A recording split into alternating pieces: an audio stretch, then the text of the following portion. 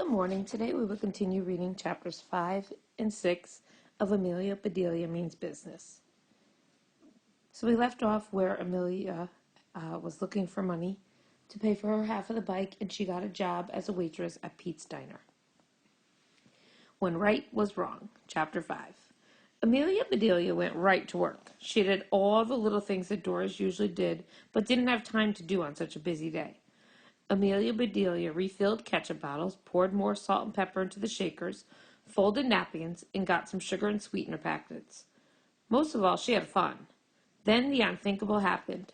Suzanne and 3 girls from Amelia Bedelia's class walked through the door. Amelia Bedelia sank down behind the counter like the Titanic. What should she do? She was so excited. She was excited to tell them about her new job, but she also felt super embarrassed in her waitress uniform. Amelia Bedelia inched up to take a peek. The girls had chosen a booth where they couldn't see her. Whew! Now if she just stayed out of sight, stayed quiet. Amelia Bedelia! Eee! Amelia Bedelia nearly jumped out of her skin. Luckily, it was only Doris. Calm down, honey, Doris said. Your mom was right. You are a good worker. Here's a treat. You deserve it. She handed Amelia Bedelia a strawberry milkshake in a tall, frosty glass. Thanks, Doris, said Amelia Bedelia. As she took her first sip, a big man walked in and sat down at the counter. He was wearing a bright orange baseball cap and a patch on his shirt that said Mike. Amelia Bedelia offered him a menu. No thanks, he said. I know what I want. Good, said Doris. That's as easy as pie. And I'm in a big hurry, he added. My truck's still running. No problem, said Doris. At Pete's Diner, fast service is a piece of cake. I'm sure glad to hear that, he said. Please bring me a big piece of cherry pie. Doris turned to Amelia Bedelia and said, This is a simple one. You could fill this order while I go to talk to the cook. I'll be back in a few. Amelia Bedelia smiled and nodded to the man, then she went to the dessert case. As she stood there gazing at all the yummy desserts, she realized that she had completely forgotten what the man had ordered. She turned her brain inside out. Was it easy as pie, or was it a piece of cake? Was it easier to bake a pie than a cake? You don't have to frost a pie, that's easier. But you don't have to roll out dough for a cake. Then again, hello there, Mike called. Did you forget me? I'm really in a hurry.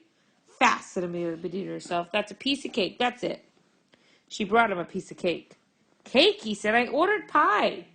Sorry, said Amelia Bedelia. I'm just learning. I could tell, said Mike, and I'm late. Just bring me a piece of cherry pie and step on it. And when someone says step on it, they mean move fast.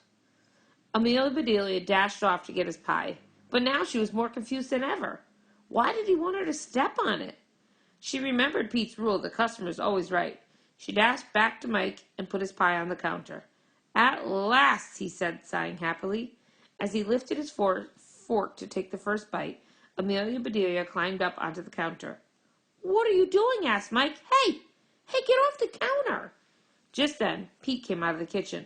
What's all the commotion? He asked. Amelia Bedelia, what are you? Okay, commotion is like craziness. So the commotion means like there's so much craziness going on, you don't even know what's going on.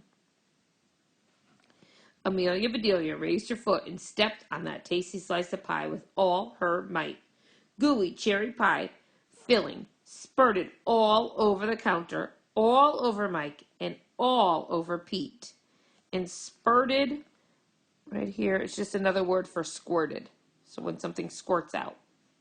Mike leaped to his feet. That does it, he yelled. I'm out of here. Wait, Pete called. He got an entire cherry pie from the dessert case and raced out to the parking lot after him. By the time Pete came back in, Doris had returned, and she and Amelia Bedelia had wiped off the counter. Amelia Bedelia felt awful. It didn't help that she could hear giggles from a certain booth. She'd recognize Susan's laugh anywhere. I'm sorry about the mess on your apron, Amelia Bedelia said to Pete. Pete looked at his apron. Then he said, At least it matches that ketchup stain.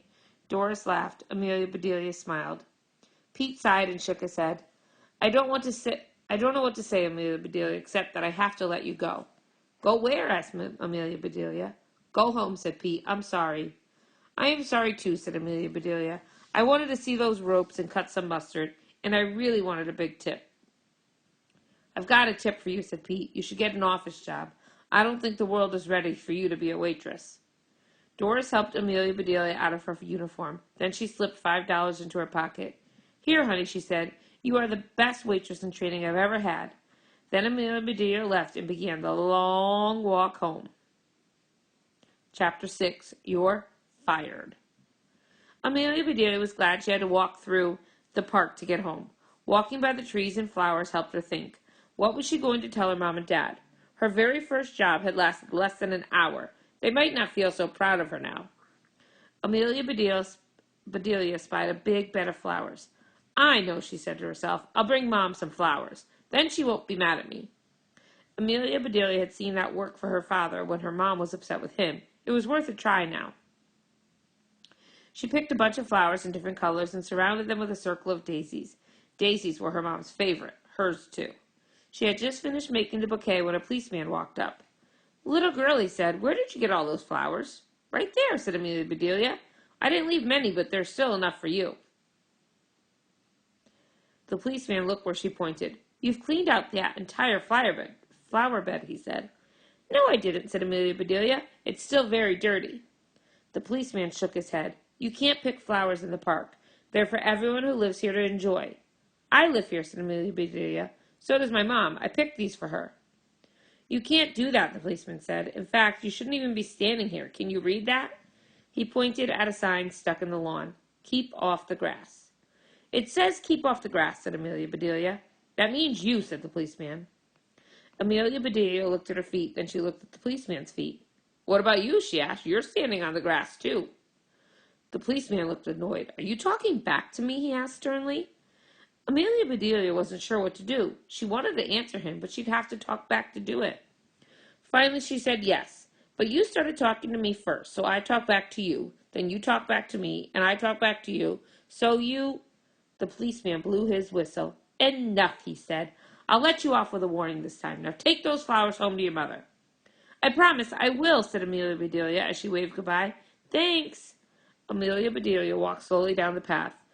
As soon as the policeman was out of sight, she sat down on a park bench to rest for a minute. A woman was sitting at the other end of the bench with her dog. She didn't look very happy. In fact, she looked very sad. "What lovely flowers," she said to Amelia Bedelia. "I'd like to give them to you," said Amelia Bedelia, "to cheer you up, but I just promised to take them to my mom." "How sweet of you," said the woman. Then she blew her nose. "Sorry if I look upset. My boss just gave me a pink slip." Okay, a pink slip is a piece of paper that your work gives you when they don't have work for you anymore. So you can't work there anymore.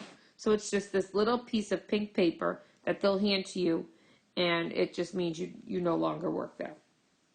"Sounds pretty," said Amelia Bedelia. "Pretty," she said. "It wasn't pretty at all." "That's too bad," said Amelia Bedelia. "Maybe pink isn't your color.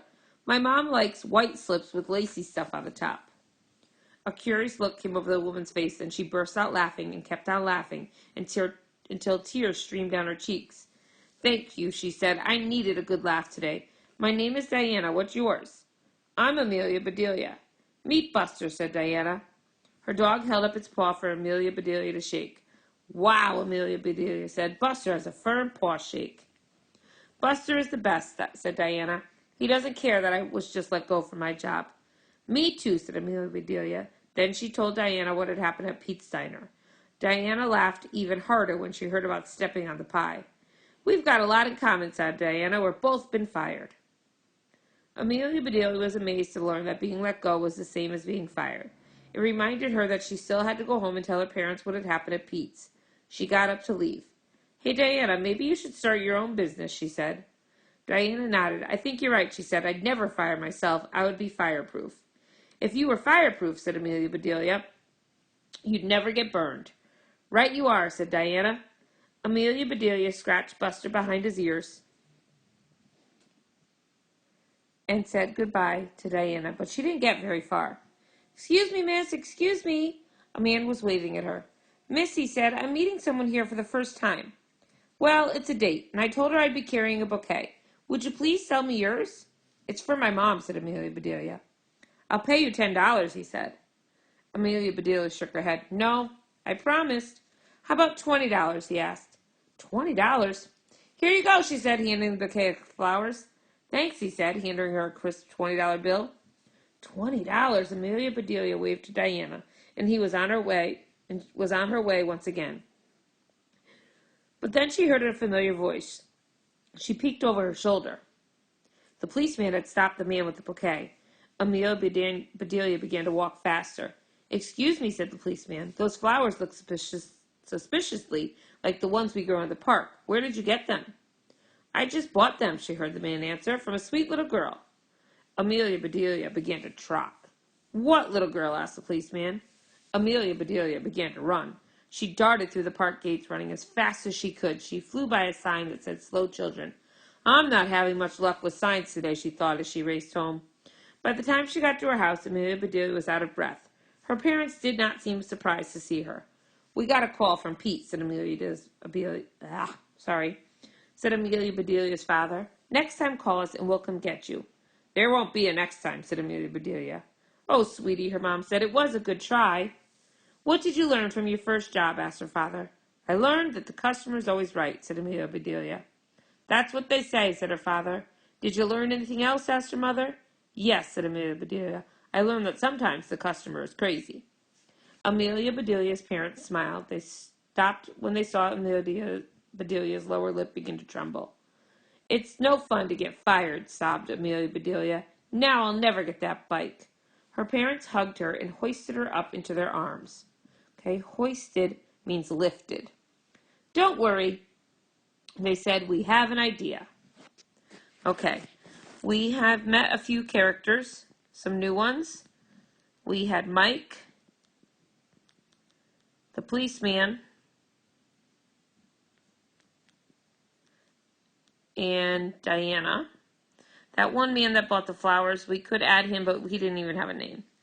And then the setting, we could add in the park. So her problem of not having enough money for the bike was not solved yet, but hopefully she could solve it soon. So go answer your questions, and we'll continue reading tomorrow.